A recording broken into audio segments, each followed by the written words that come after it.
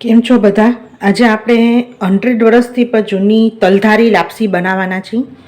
તો આજે રેગ્યુલર ઘરે લાપસી બનતી હોય ને એનાથી બહુ જ ડિફરન્સ છે, અને એની પ્રોસિજરથી લઈ અને એમાં જે સામગ્રી ઉમેરવામાં આવે છે એ પણ અલગ છે. તો એના માટે મેં શું લીધું છે કે 2 કપ આપણે ઘઉંનો કરકરો લોટ કે જે લાપસી બનાવવામાં યુઝ થતો હોય ને એ લીધો છે. સામે અડધું માપ એનો ગોળ લીધો છે, 1 કપ પાણી, કાજુ બદામ.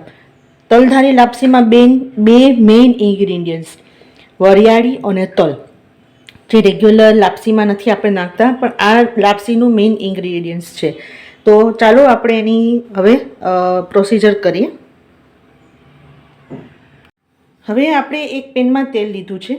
જેમ આપણે લાપસી બનાવીએ ને ત્યારે આપણે દાબો દેતા હોય છે, એટલે કે ગુજરાતીઓને તો ખબર હોય કે દાબો એટલે શું, કે તેલ અને ઘીનું મોણ દઈ અને એને સરસ આપણે અંદર મેળવવાનું હોય.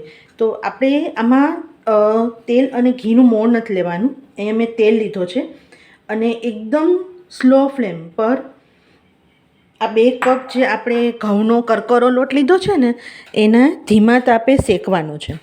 તો તમે પહેલી જ પ્રોસિજર જોઈને સમજી ગયા હશો કે આ અલગ જ રીતે લાપસી બને છે. અને આ લાપસીનો ચોરસ પીસ તરીકે સર્વ કરવામાં આવે છે, એટલે કે આપણે જે છૂટી લાપસી કે કોઈ પણ રીતે લાપસી ઘરે બનાવતા હોય ને એવી રીતે લાપસી નથી બનતી, પણ એને એકદમ ઢાળી અને એના ચોરસ પીસ બનાવવામાં આવે. હવે આને એકદમ સ્લો ફ્લેમ ઉપર 5 થી 7 મિનિટ શેકવાનું. થોડોક તમને સુગંધ આવે અને થોડુંક લાઇટ કલરનું થઈ જાય ત્યાં સુધી શેકવાનું છે. અને જેમ જેમ શેકશો એટલે તમને સુગંધ આવી જશે. જ્યારે ખબર પડશે કે સુગંધ આવવાની ચાલુ થઈ ગઈ અને થોડુંક આપણું જે મિશ્રણ છે ને એ થોડુંક કલરમાં પણ ચેન્જ થઈ ગયું છે ત્યાં સુધી જ શેકવાનું. હવે આમાં 1 મિનિટ પણ વચ્ચે આપણે હાથ નહીં રોકી શકીએ. જો તમે રોકશો તો શું થશે કે નીચે બેસી જશે આપણું જે આપણે લોટ છે ને એ નીચેથી બળવા માંડશે, તો તમારી લાપસી સરસ નહીં થાય. અને બીજું કે જાડા તળિયાવાળું વાસણ લેવાનું, જેના હિસાબે બેસવાનો પણ ચાન્સ ઓછો રહે. તો આને આપણે કન્ટિન્યુઅસ બિલકુલ સ્લો ફ્લેમ બિલકુલ હાઈ નથી કરવાની. જો આપણે લોટ ધીમે ધીમે શેકાઈ રહ્યો છે, અને આ પ્રોસિજર બહુ જ મહત્ત્વની છે કે જરા પણ આપણે લોટ શેકવામાં કચાશ કરશું ને તો આપણી લાપસીમાં થોડીક કચાશ લાગશે. તો ધીમા તાપે એકદમ ધીરજથી આપણે આ લોટ શેકવા દેવાનો છે, અને બિલકુલ ઉતાવળ નહીં કરવાની, સ્લો ફ્લેમ ઉપર જ કરવાની છે. કારણ કે લોટ જો સરખો નહીં શેકાણો હોય તો તમને લાપસી ખાતા વખતે એવું લાગશે કે લોટ કાચો છે. સરસ ધીમા તાપે શેકવાનું, અને શેકાશે ને એટલે તમને ઓટોમેટિક ખ્યાલ આવવા જ મળશે. અત્યારે થોડો કલર થોડોક જ ચેન્જ થયો છે, પણ હજી શેકાણો નથી, કારણ કે આપણે હજી સુગંધ નથી આવતી. સુગંધ આવે ને એટલે ખ્યાલ આવી જાય કે તમારી લાપસીનો જે લોટ છે ને એ શેકાઈ ગયો છે. હવે આપણો લોટ શેકાઈ ગયો છે અને હું આ ગેસ બંધ કરી અને 1 સેકન્ડ માટે પણ હવે આપણે આને આ પેનમાં નથી રાખવાનું.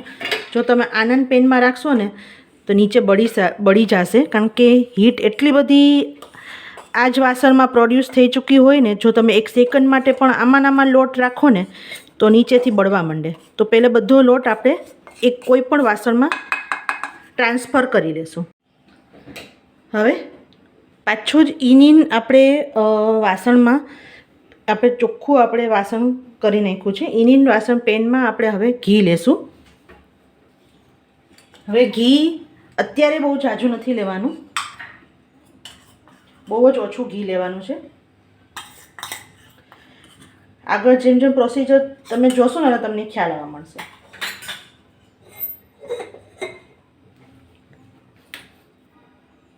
હવે આપણે આ પેન જેમાં આપણે ઘી થોડુંક લીધું છે એમાં પહેલે ડ્રાયફ્રૂટ્સ નાખશું.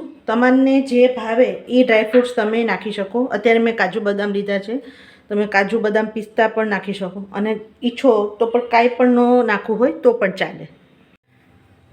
એને સરસ આવી રીતે ઘીમાં જરાક હલાવી લેશું.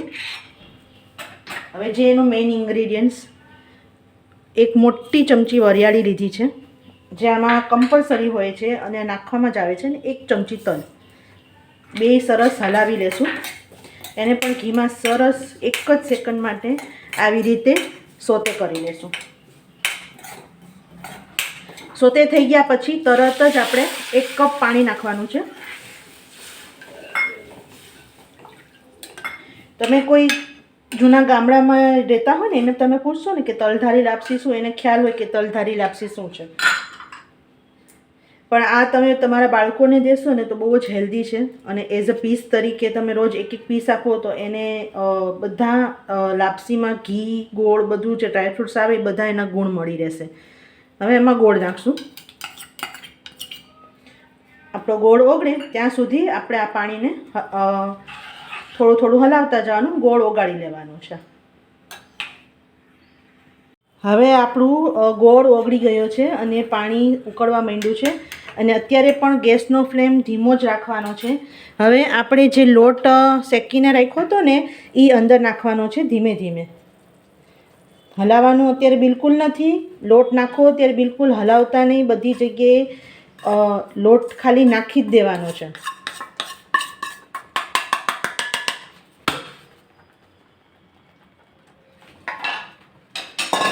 અને વેલણની મદદથી આવી રીતે ઉપર છે ને હલાવી દેવાનું. અને આવી રીતે ખાલી વચ્ચે હોલ એક કરી દેવાનો છે બસ. હવે એને બિલકુલ હલાવવાનું નથી.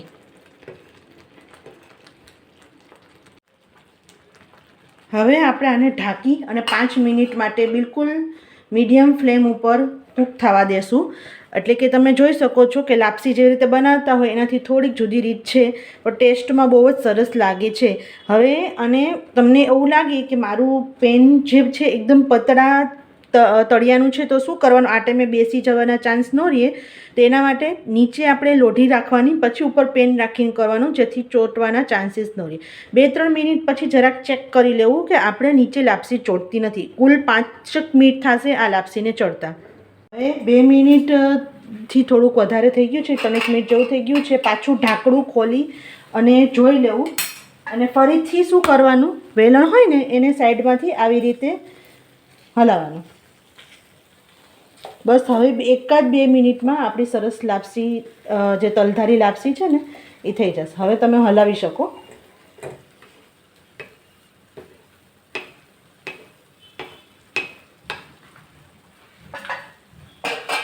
તો હવે તમે પ્રોપર આને હલાવી લેવાનું સરસ મજાનું.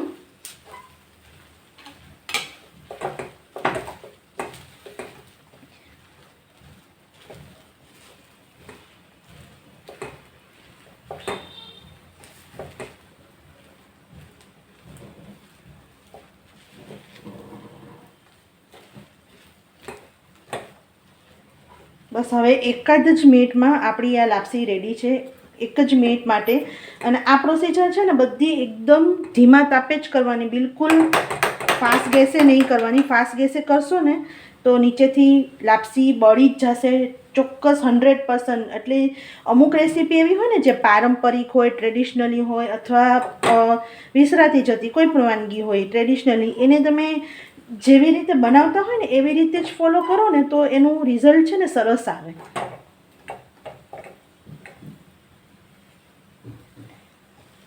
હવે જો ટોટલી પાણીનો ભાગ સરસ બધો ઉડી ગયો છે. હવે ગેસ બંધ કરી દેશું અને આપણે એને કોઈ પણ એક ડીશમાં અને ઢાળી દેશું.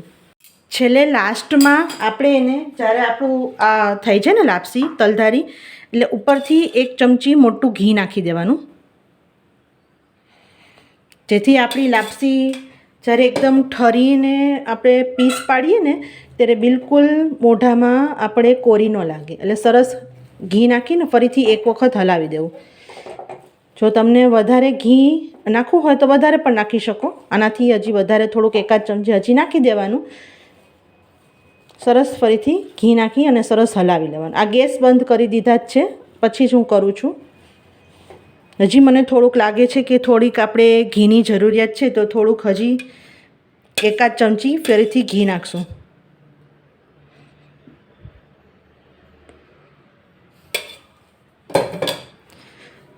અને સરસ હલાવી લેશું. ઘી નાખશો ને તો ટેસ્ટ એકદમ સરસ આવશે. અને ઘી તો ખાવું જ જોઈએ. તમે બાળકોને તો ચોક્કસ આ તમે રેસીપી દેજો. ઘી ખાવામાં અત્યારના બાળકો ખૂબ જ આનાકાની કરતા હોય છે, તો તમે આ રીતે ઘી ખવડાવો ને તેને ભાવશે પણ ખરા ને, એનું ઘીનું પણ અંદર પોષણ એના શરીરમાં જે જવું જોઈએ ને એ પ્રોપર જશે.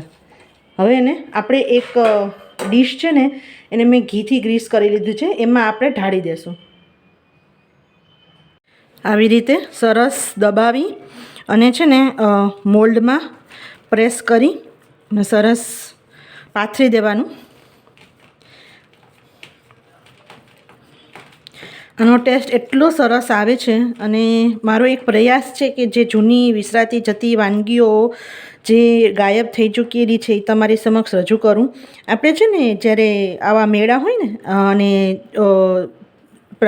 ઓર્ગેનિક બધી જગ્યાએ ત્યાં આવા સ્ટોલ રાખેલા હોય છે કે વિસરાતી જતી વાનગીઓના બધા અહીંયા સ્ટોલ હોય, તમે અહીંયા ચાખતા હોય. તો પ્રયાસ છે જોઈ તમે મને કેટલો એનો પ્રતિસાદ આપો છો, કારણ કે તમે સામે જ્યાં સુધી કોઈ વસ્તુનો પ્રતિસાદને મને આવકાર ન મળે ત્યાં સુધી હું મારું પણ પ્રયત્ન ચાલુ ન રાખી શકું. એટલે જેટલો મને સારો પ્રતિસાદ મળશે એટલી જ હું સારી સારી રેસીપી તમારી સાથે જે જૂની વિસરાતી જતી વાનગીઓ અને પ્લસ એવી વાનગીઓ કે જે તમે રેગ્યુલર લાઈફમાં યુઝ કરી શકો એવી બધી વાનગીઓ લઈને આવીશ. પણ એના માટે શું કરવાનું કે બહુ જ સહેલું છે, કાંઈ આમાં તમારે કરવાનું નથી. ચેનલને લાઇક, શેર અને સબસ્ક્રાઈબ કરી દેજો, સાથે બેલ આઇકન પર દબાવી દેજો જેથી નવી રેસીપી જ્યારે આવે ને ત્યારે તમને એનું નોટિફિકેશન મળી જાય. હવે આને કમ્પ્લીટ આપણે ઠારવાનું છે. હવે આપણે ઠંડુ થઈ ચૂક્યું છે અને આપણે આને હવે પીસ કરી લેવાના અને આ આરામથી બિલકુલ બગડશે નહીં, કારણ કે આપણે પ્રોપર શેકેલી છે. આને તમે કોઈ પણ શેપમાં, અત્યારે હું ચોરસ શેપમાં કરું છું, તમે ટ્રાયંગલ યા ડાયમંડ શેપમાં કોઈ પણ શેપમાં તમે એને કટ કરીને આપી શકો છો. પ્રસાદીમાં પણ ધરી શકો છો તમે. તો તૈયાર છે આપણી તલધારી લાપસી. એક વખત જરૂર ટ્રાય કરજો અને મારા મિત્રો ચેનલને જેટલી વખત શેર કરશો એટલી વાર સબસ્ક્રાઈબ પણ કરી દેજો, કારણ કે મને બહુ જ ખુશી થઈ.